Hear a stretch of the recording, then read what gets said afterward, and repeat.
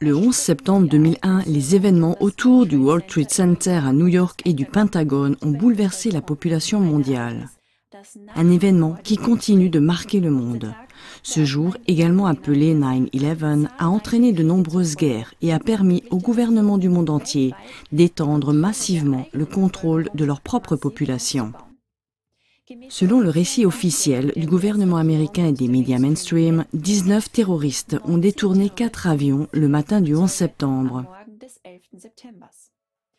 2 avions se sont écrasés sur les tours jumelles du World Trade Center à New York et se sont effondrés peu de temps après.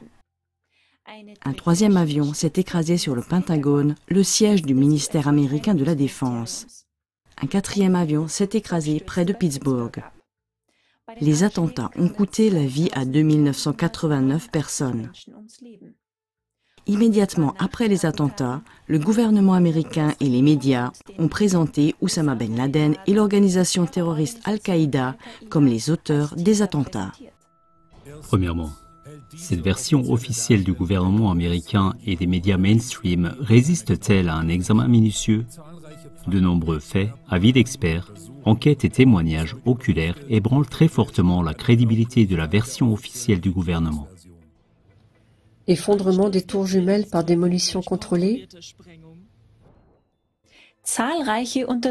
De nombreux résultats d'enquête et d'autres facteurs indiquent que l'explosion a été contrôlée. Par exemple, une équipe internationale de chercheurs dirigée par un chimiste, le professeur Niels Harrit de l'université de Copenhague, a trouvé au cours d'une étude scientifique de grandes quantités de nanothermites, un explosif, dans les décombres des tours jumelles. Dans un article scientifique sur leurs recherches, les chercheurs concluent que les 2 avions détournés n'ont pas provoqué les effondrements, mais que des explosifs ont été placés à l'avance dans les bâtiments.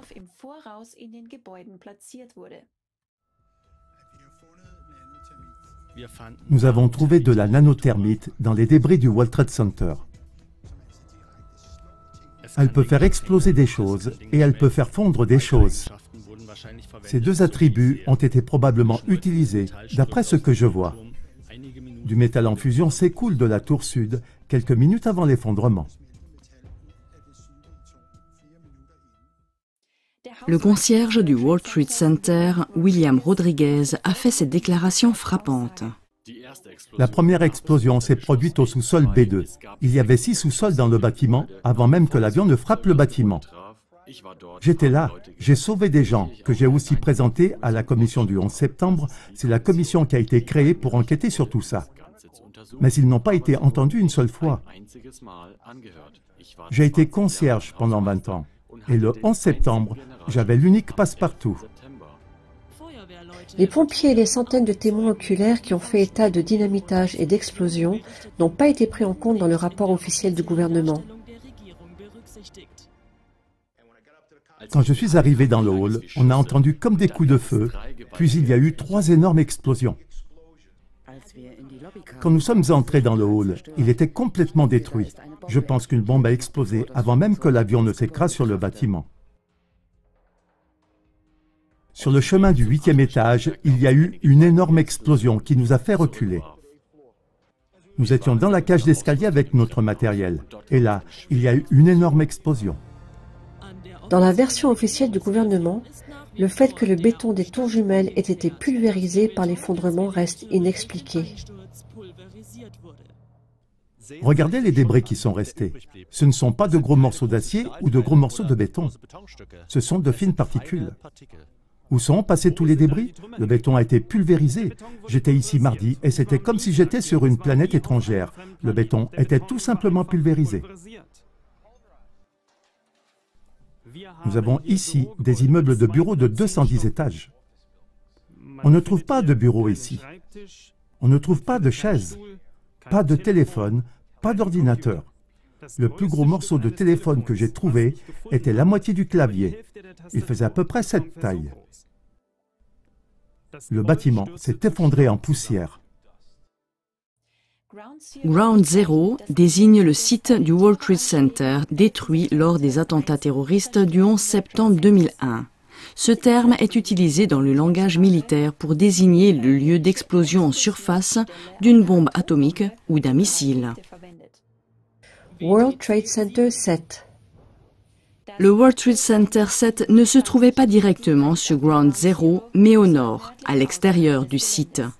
Très peu de gens savent que ce gratte-ciel s'est également effondré le 11 septembre, bien qu'il n'ait été touché par aucun avion. Il s'est effondré verticalement, comme il est d'usage lors d'une démolition. Le National Institute of Standards and Technology, en abrégé NIST, financé par le gouvernement américain, a mené l'enquête officielle sur l'effondrement du World Trade Center 7. Le rapport du NIST a étayé la version officielle du gouvernement. Selon lui, le World Trade Center 7 a pris feu et s'est effondré en raison de la chute de débris des tours jumelles. L'historien suisse Daniel Ganser s'exprime à ce sujet. Comment un bâtiment avec 81 colonnes en acier peut-il s'effondrer en chute libre à cause d'un incendie? Car lors d'une chute libre, les 81 colonnes en acier doivent disparaître à la même seconde. Jusqu'à présent dans l'histoire, jamais, vraiment jamais, un bâtiment ne s'est effondré à cause d'un incendie. Un bâtiment à ossature d'acier.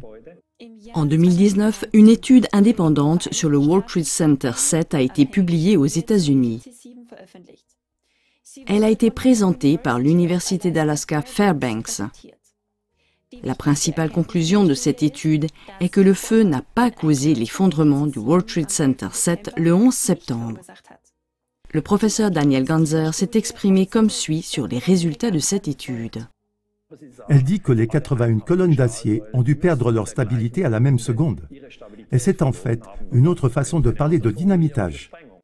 En 2017, Peter Ketchum, employé de longue date du NIST, a accusé l'institution d'avoir falsifié le rapport d'enquête en faveur de la version gouvernementale. Le rôle du NIST, si je comprends bien, était d'enquêter sur les effondrements des 3 tours du World Trade Center. Et par là, je veux dire déterminer pourquoi les tours 1, 2 et 7 se sont effondrées. En très peu de temps, j'ai compris que l'étude du NIST sur les effondrements du World Trade Center n'était pas une étude sérieuse et réelle. J'avais toujours cru que les recherches du NIST étaient des plus sérieuses. Maintenant, voir ce qu'ils avaient fait de l'étude et du rapport sur le World Trade Center m'a décontenancé. J'ai tout de suite compris qu'il y avait des preuves accablantes, que les 3 tours, 1, 2 et 7, s'étaient effondrées suite à des dynamitages contrôlés. J'ai vu que le dynamitage contrôlé n'avait pas du tout été étudié comme la cause la plus évidente. En fait, cela a été traité en 1 ou 2 phrases dans le rapport.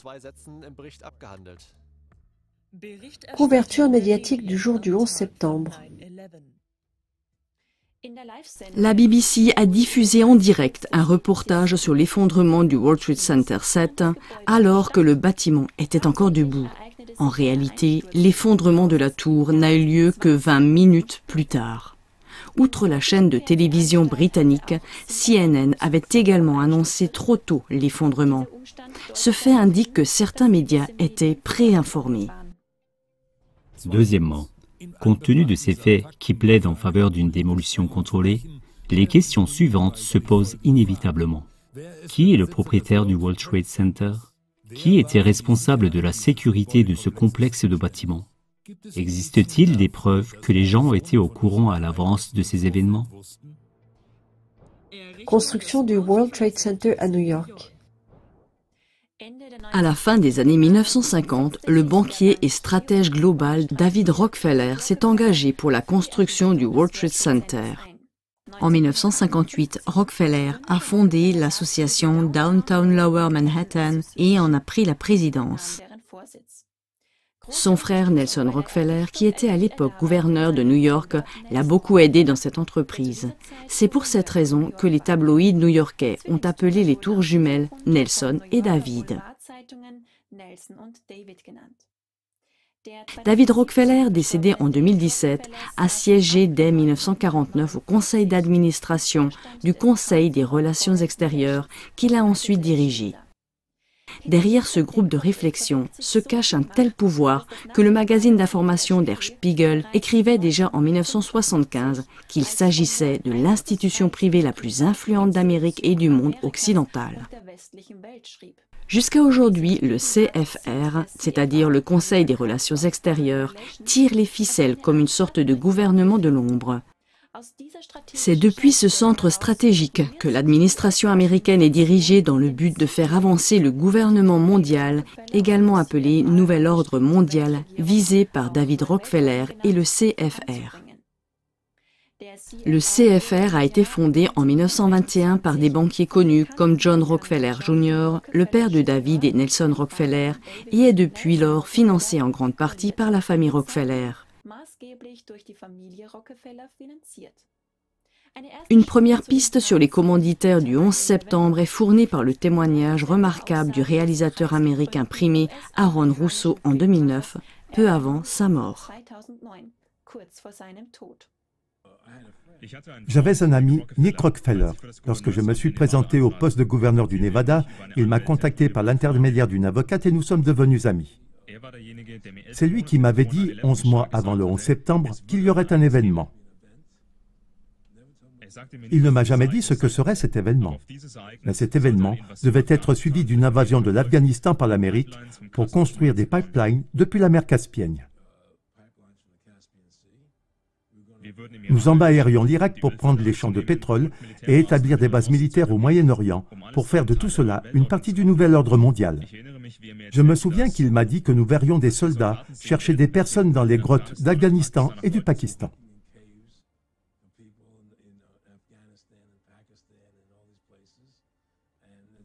Il y aura cette guerre contre le terrorisme dans laquelle il n'y a pas de véritable ennemi. Tout cela ne sera qu'une gigantesque escroquerie, un prétexte pour le gouvernement pour contrôler le peuple américain. Toute la guerre contre le terrorisme est une escroquerie, une farce. L'objectif final que ces gens ont en tête est la création d'un gouvernement mondial, dirigé par l'industrie bancaire, par les banquiers. L'agenda est de créer un gouvernement mondial et d'implanter une puce RFID dans chaque citoyen. Tout l'argent ne doit plus se trouver que dans ces puces. Il n'y aura plus d'argent liquide. Et Rockefeller m'a dit lui-même qu'il voulait y arriver. Comment Nick Rockefeller était-il au courant du 11 septembre et des plans de guerre qui ont suivi? Nick Rockefeller, qu'on voit ici avec Aaron Russo, est également membre du CFR. Qui était responsable de la sécurité du World Trade Center? La sécurité de ce complexe de bâtiments a été confiée à l'entreprise Stratsec de 1993 jusqu'aux événements du 11 septembre. Il s'est avéré par la suite que Marvin Bush, le frère du président américain de l'époque George W. Bush, a fait partie du conseil d'administration de cette entreprise de 1993 à 2000. Qui est le propriétaire du World Trade Center? Dans les années 1980, le milliardaire Larry Silverstein a loué un terrain en face du complexe du World Trade Center et y a construit la tour World Trade Center 7, inaugurée en 1987. Silverstein a également signé un contrat de location pour 99 ans pour les 2 tours jumelles du World Trade Center, 6 semaines avant le 11 septembre 2001. Parallèlement, il a souscrit une assurance qui s'appliquait également en cas d'attentat terroriste. Finalement, il a profité du 11 septembre puisqu'il a reçu 1,1 milliard de dollars supplémentaires en plus de la somme d'assurance convenue de 3,5 milliards de dollars. Comment cela s'est-il passé? Silverstein a réclamé 2 fois à l'assurance la somme d'assurance convenue, car les tours jumelles avaient été détruites par 2 avions, donc, selon Silverstein, par 2 événements indépendants. La somme qu'il a reçue de l'assurance a pu être utilisée pour la construction du nouveau World Trade Center. La société d'investissement américaine Braxton Group est un partenaire d'affaires de Larry Silverstein. Elle a pris en charge l'hypothèque du World Trade Center 7 l'année précédant les attentats. Le Braxton Group a été fondé par Peter George Peterson et Stephen Allen Schwarzman. Peterson était non seulement le président exécutif du Blackstone Group au moment du 11 septembre, mais aussi le président du CFR. Schwarzman est également membre du CFR. Larry Silverstein est également un grand ami de David Rubenstein, l'actuel président du CFR. On voit ici David Rubenstein lors d'une conférence en ligne avec Silverstein. C'est un grand honneur pour moi d'avoir mon ami Larry ici. Le nouveau World Trade Center 7 a été inauguré en 2006. Silverstein a fait construire sur le parvis du nouveau bâtiment un parc appelé Silverstein Park. Ce parc est une représentation de l'œil qui voit tout. Le même symbolisme que l'on retrouve sur le billet de dollar américain au sommet de la pyramide. Elle symbolise l'établissement d'un nouvel ordre mondial sous la domination de Lucifer. En 2021, à la demande de Larry Silverstein, une œuvre d'art composée de plusieurs pyramides a été installée dans l'œil du Silverstein Family Park. Il s'agit également d'une allusion au nouvel ordre mondial auquel aspirent ces cercles. Le fait suivant laisse supposer que Larry Silverstein avait lui aussi une connaissance préalable des projets liés au 11 septembre. Dans les interviews, il a toujours déclaré qu'il passait habituellement ses matinées à prendre son petit déjeuner dans la tour nord du World Trade Center et à rencontrer les nouveaux locataires du bâtiment. Et précisément le matin du 11 septembre 2001, il se trouvait à l'extérieur du World Trade Center. Troisièmement, la commission officielle sur le 11 septembre a enquêté de 2002 à 2004 sur les causes et les arrière-plans du 11 septembre. Quel est le degré d'indépendance et de fiabilité de cette commission du 11 septembre? Y a-t-il des liens entre la commission du 11 septembre et les cercles de personnes mentionnées? En raison de l'énorme pression exercée par le public, le gouvernement américain s'est vu contraint de mener une enquête sur le 11 septembre en 2002. La commission du 11 septembre, qui a été créée par la suite, a toujours souligné l'indépendance de son enquête. Le président américain George W. Bush a d'abord refusé son accord pour une commission indépendante. En novembre 2002, la Maison-Blanche a finalement donné son accord, mais en prétextant que Bush lui-même désignerait le président de la commission. Bush a alors nommé l'ancien ministre des Affaires étrangères, Henry Kissinger, à la présidence de la commission. Ce dernier était l'un des amis les plus proches de David Rockefeller jusqu'à la mort de celui-ci et est considéré comme l'un des principaux stratèges mondiaux en ce qui concerne la mise en place d'un nouvel ordre mondial. Kissinger est également membre du CFR et a fait partie de son conseil d'administration de 1977 à 1981. Kissinger a dû démissionner après peu de temps de la présidence de la commission du 11 septembre car il ne voulait pas rendre publics les noms des clients de sa société de conseil aux entreprises. Il a également été accusé par les familles des victimes du 11 septembre d'entretenir des liens financiers et politiques avec l'Arabie saoudite, notamment avec la famille Ben Laden.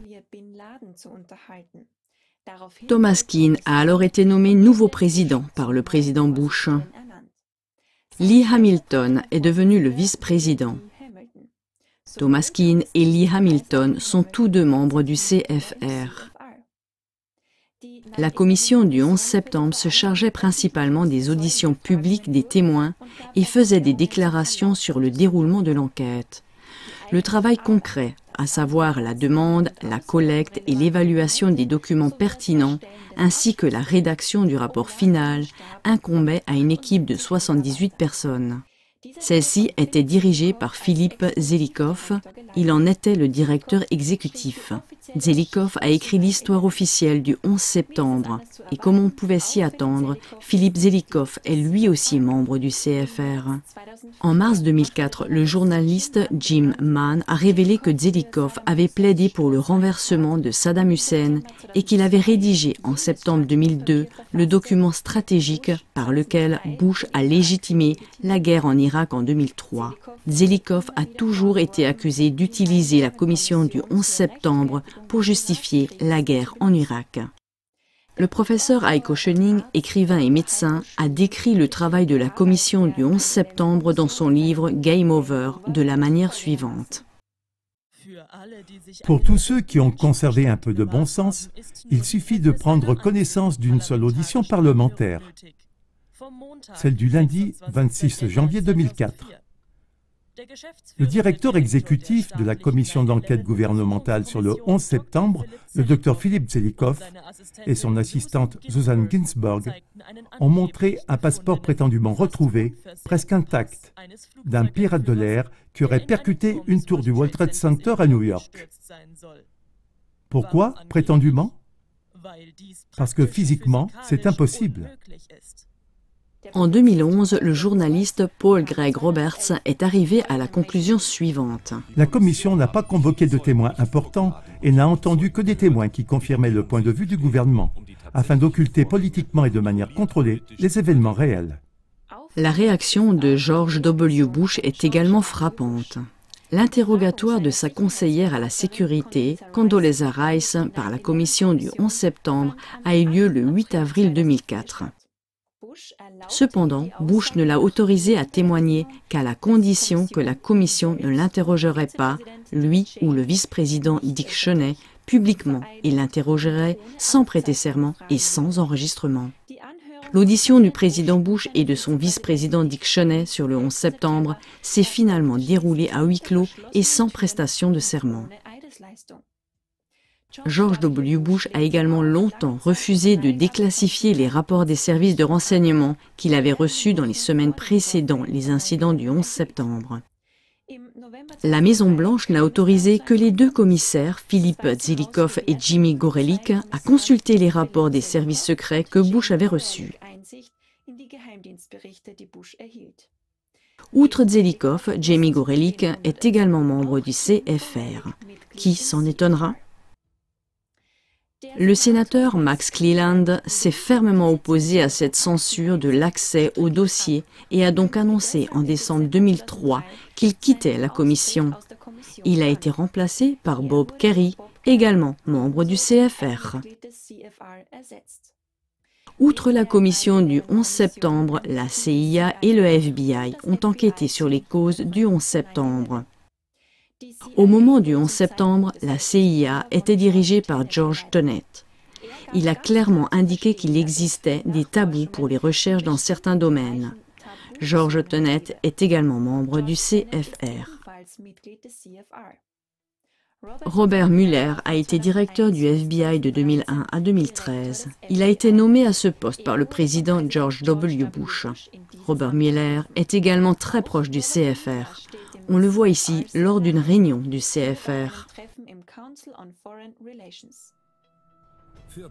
Quatrièmement, le 11 septembre a été le déclencheur de la guerre contre le terrorisme. Ce n'est qu'après avoir suscité la peur du terrorisme parmi la population américaine et le monde occidental que les actions militaires menées par les États-Unis ont été acceptées. Le 20 septembre 2001, le président américain Bush a annoncé dans un discours la guerre contre le terrorisme. Notre guerre contre le terrorisme commence avec Al-Qaïda. Mais elle ne s'arrêtera pas là. Les Américains ne doivent pas se préparer à une bataille, mais à une campagne de longue durée, comme nous n'en avons jamais encore connu jusqu'à présent. Moins de 4 semaines après le 11 septembre, les États-Unis et la Grande-Bretagne ont lancé des opérations militaires en Afghanistan. Plusieurs villes ont été attaquées par les airs. 240 000 morts et 5,5 millions de personnes en fuite, tel est le cruel bilan après 20 ans de guerre en Afghanistan. En 2003 a eu lieu l'attaque contre l'Irak. Le président américain Bush a accusé l'Irak de soutenir des terroristes et de posséder des armes de destruction massive. Cette justification de la guerre en Irak, contraire au droit international, s'est avérée par la suite être un mensonge. L'étude américaine, la guerre en Irak 2003 et les victimes humaines inévitables, évalue, dans une faible estimation, que la guerre en Irak a coûté la vie à environ 1 demi-million de personnes. Pendant la guerre en Irak, les États-Unis ont utilisé 1000 tonnes de munitions à l'uranium. Les malformations chez les enfants ont augmenté de manière dramatique. Le président américain Barack Obama a poursuivi la guerre contre le terrorisme pendant toute la durée de son mandat. En 2011, les États-Unis et les pays européens ont bombardé la Libye pendant 8 mois sans interruption, dévastant des régions entières. Avec la Libye, c'est le pays avec la meilleure infrastructure sociale et le revenu par habitant le plus élevé d'Afrique qui a été détruit et pillé. Des dizaines de milliers de personnes ont été tuées pendant la guerre et plusieurs milliers d'autres sont mortes au cours des 10 années de guerre civile qui ont suivi. Le bilan dramatique de la guerre en Syrie, plus de 600 000 personnes ont perdu la vie, dont 55 000 enfants selon les estimations. Jusqu'à 12 millions de Syriens ont perdu leur foyer. Une étude de l'Institut Watson de l'Université Brown datant de 2023 montre clairement que depuis le 11 septembre, les guerres américaines ont coûté la vie à 4,5 millions de personnes. Les guerres en Afghanistan, en Irak, au Pakistan, au Yémen, en Libye, en Somalie et en Syrie ont en outre déclenché en 2015 un mouvement massif de réfugiés qui se poursuit encore actuellement. En outre, le 11 septembre a entraîné l'adoption de nouvelles lois de surveillance et de contrôle de la population dans le monde entier. Cinquièmement, après le 11 septembre, le cabinet gouvernemental de George W. Bush a mené cette guerre contre le terrorisme qui a fait des millions de morts. Les faits permettent d'établir les liens non seulement entre le CFR et la commission du 11 septembre, mais également entre le CFR et l'administration Bush. L'équipe gouvernementale rapprochée du président américain George W. Bush a formé l'administration responsable de la guerre contre la terreur. Elle se composait comme suit. Président George W. Bush, vice-président Dick Cheney, secrétaire d'État Colin Powell, secrétaire à la Défense Donald Rumsfeld, secrétaire adjoint à la Défense et conseiller politique du président Bush, Paul Wolfowitz, ainsi que la conseillère à la sécurité nationale, Condoleezza Rice. Parmi ces personnes, 4 étaient membres du CFR à l'époque de leur mandat. Dick Cheney, Colin Powell, Paul Wolfowitz et Condoleezza Rice. Grâce à des révélations comme celle du franc-maçon italien de haut grade, Gioella Magaldi, on sait que presque toute l'équipe gouvernementale était au même moment initiée à la franc-maçonnerie.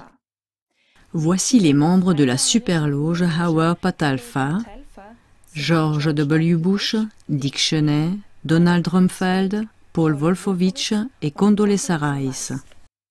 Le président américain suivant, Barack Obama, qui a continué à promouvoir la guerre contre la terreur, est également membre de la superloge Mahat, tout comme l'actuel président américain Joe Biden, ainsi que Bill et Hillary Clinton.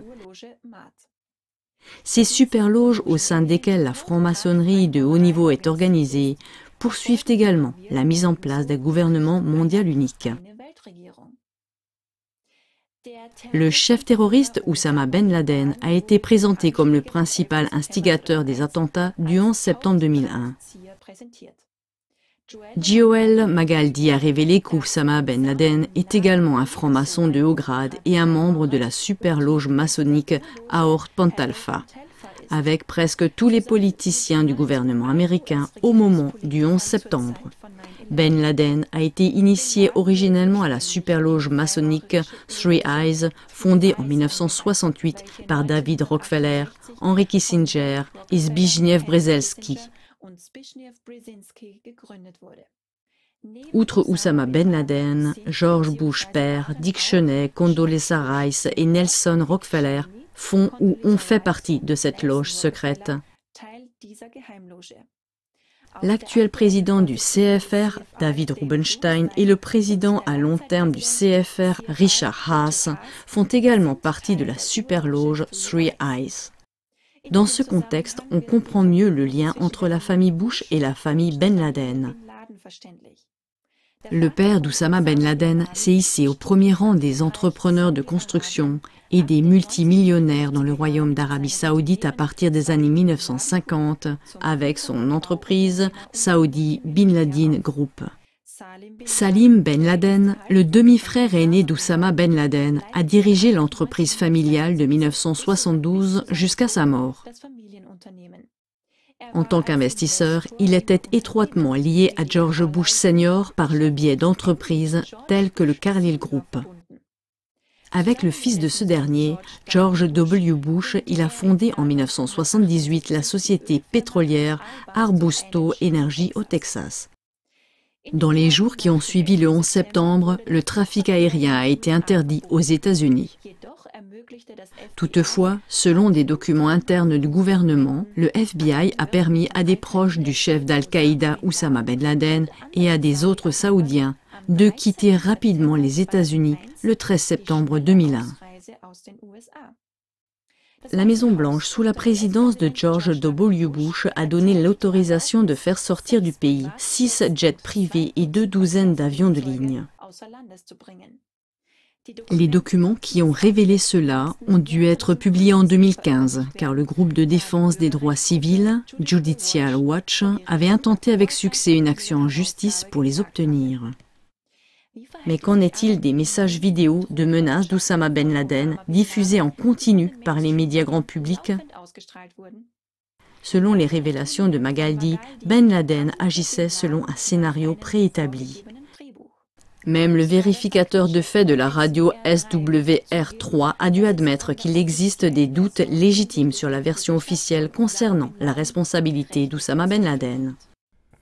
Selon la version officielle, 19 terroristes, pour la plupart saoudiens, auraient détourné les avions et provoqué leur crash. Le commanditaire aurait été Oussama Ben Laden, le chef d'Al-Qaïda. Mais il n'y a pas de preuve irréfutable. Le juge administratif fédéral allemand, Dieter Desroth, a souligné qu'aucun tribunal indépendant n'a jamais pu vérifier les preuves présentées par les services de renseignement sur la culpabilité de Ben Laden. La mort d'Oussama Ben Laden est également très étrange et soulève des questions. Officiellement, le gouvernement américain l'a déclaré mort. Selon cette déclaration, Ben Laden a été abattu par l'US Navy. Toutefois, aucune photo du corps du terroriste le plus recherché au monde n'a été prise. Selon les informations officielles, le corps a été jeté à la mer. Il n'y a toutefois aucune preuve de cela. Conclusion. Lorsqu'on cherche à identifier les véritables responsables, commanditaires et acteurs du 11 septembre, on tombe toujours sur le même groupe de personnes. Après un examen plus approfondi de la commission officielle du 11 septembre et du gouvernement américain en place lors du 11 septembre, le nom de David Rockefeller et du Conseil des relations extérieures qu'il a longtemps dirigé ressortent très fortement. Même dans le cas d'Oussama Ben Laden, présenté au monde entier comme l'auteur principal du 11 septembre, les liens avec ces personnes et ses points de contact sont très visibles. Afin de ne transmettre que la version officielle aux générations suivantes et d'effacer la trace des cercles de personnes présentées dans cette émission, rien n'a été laissé au hasard par les personnes à la tête de ces réseaux. En 2014, un mémorial et un musée ont été inaugurés sur le site du World Trade Center. Le 9/11 Museum raconte l'histoire du 11 septembre et est, selon ses propres déclarations, la plus importante institution consacrée à l'étude de cet attentat. David Rockefeller était membre d'honneur du jury qui a choisi l'architecture du mémorial du World Trade Center. Il était également membre du conseil d'administration de la World Trade Center Memorial Foundation, qui a été chargé de la construction et du financement du mémorial et du musée du 11 septembre. Au total, David Rockefeller a contribué à hauteur de 15 millions de dollars à cette institution. Outre Rockefeller, on trouve également Peter George Peterson au conseil d'administration de cette fondation. Peterson a été président du CFR de 1985 à 2007, c'est-à-dire à l'époque où se sont déroulés les événements du 11 septembre. Les faits et les liens mis en évidence dans cette émission doivent être examinés de toute urgence par un tribunal indépendant. En particulier, les liens avec le CFR ainsi qu'avec la famille Rockefeller et les crimes de guerre déclenchés par le 11 septembre, qui ont fait des millions de victimes, exigent une enquête et une sanction juste imposée par un tribunal indépendant. Les véritables raisons du 11 septembre seront observées par la population, tout comme le projet d'établir un gouvernement mondial. Ce n'est qu'ainsi qu'il sera possible d'empêcher ces manipulateurs de continuer à soumettre les peuples sans méfiance et que les gens pourront à l'avenir reconnaître à temps leurs plans sournois et les stopper. Diffusez donc cette émission au contenu explosif au plus grand nombre possible de personnes de votre entourage.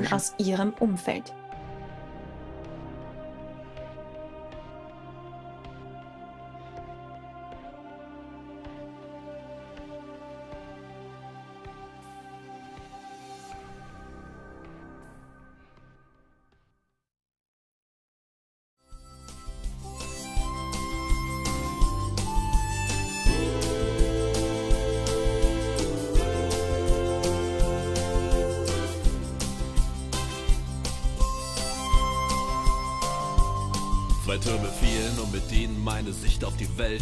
Konstruiert waren sie aus Stahl, an denen alles zerschellt. 2 Maschinen aus Alu kann man angeblich danken, dass 3 Türme frei im Fall in die Tiefe sanken. WTC 7 nicht getroffen, doch fiel auch in sich zusammen. Und schuld waren nach Jahren wohl die heißen Flammen. Auch das Pentagon getroffen von einem Profi-Piloten.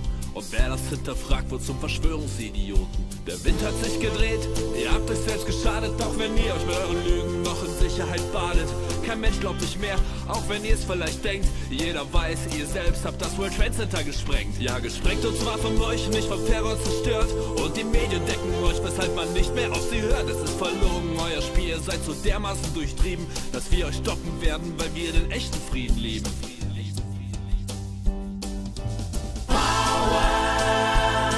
Auch wenn wir hart getroffen sind, gehen der Welt die Augen auf, denn vorher waren die meisten blind. Es ist die Power, die ihr für euch beansprucht habt, der die posiert jetzt in uns allen, während eure Kräfte wie die Türme fallen. Ja, sie fallen, was soll ich sagen, damit kennt ihr euch aus. Nach Afghanistan schicktet ihr sofort Soldaten raus, habt gequält und misshandelt und den Krieg installiert, Drogenfelder einkassiert und davon profitiert. Dann die Lüge, der Irak hätte nukleare Waffen. Damit machtet ihr euch militärisch im Irak zu schaffen. Hunderttausende Tote, ein Land dem Erdboden gleich. Obwohl ihr dort nichts fandet, hat der Verdacht gereicht. Und weiter ging's in all die Länder, die ihr danach zerstörtet. Ausgeplündert und geraubt, das was euch nicht gehörte. Ernte, was du sähst und siehst, so wie du alles verlierst. Wenn du heute noch wie ein Raubtier all die Dinge kassierst, die dir niemals gehörten, während du Leben zerreißt. Und dabei vor aller Welt den falschen Frieden verheißt. Es ist ein Spiel mit Feuer und ihr habt euch dabei verschätzt, weil euer krankes Handeln in uns neue Power freisetzt. Oh.